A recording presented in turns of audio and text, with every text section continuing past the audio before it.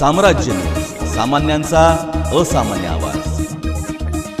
एक घरफोडी आणि 2 चोरीचे गुन्हे उघडकीस, शहर गुन्हे शाखेची दमदार कामगिरी। सोलापूर शहरामधील चोरीचे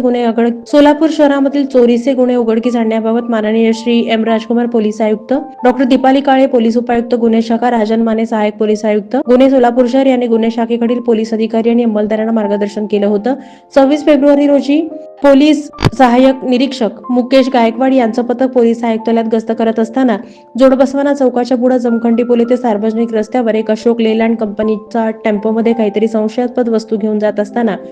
शुभम लक्ष्मण पाटील वय 26 व्यवसाय सिक्युरिटी इंचार्ज राहणार यशवंतनगर 54 घर नंबर बाळे, आरिफ नुरुद्दीन सय्यद वय 30 वर्ष व्यवसाय वेल्डिंग काम राहणार राहुल गांधी झोपडपट्टी पाच्छापेठ, इरफान बाबू मुच्छाले वय 32 वर्ष व्यवसाय टेम्पो ड्रायव्हर राहणार 585 बी विडी घरकुल कुंभारी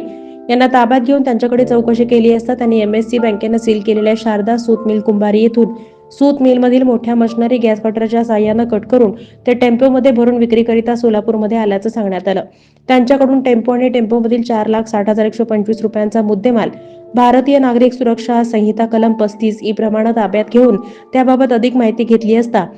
वळसंग पोलीस ठाणे सोलापूर ग्रामीण गुन्हा रजिस्टर नंबर 80/2025 भारतीय न्याय संहिता कलम 305A 331 3 331 4 प्रमाणे गुन्हा उघडकीस आलेला आहे।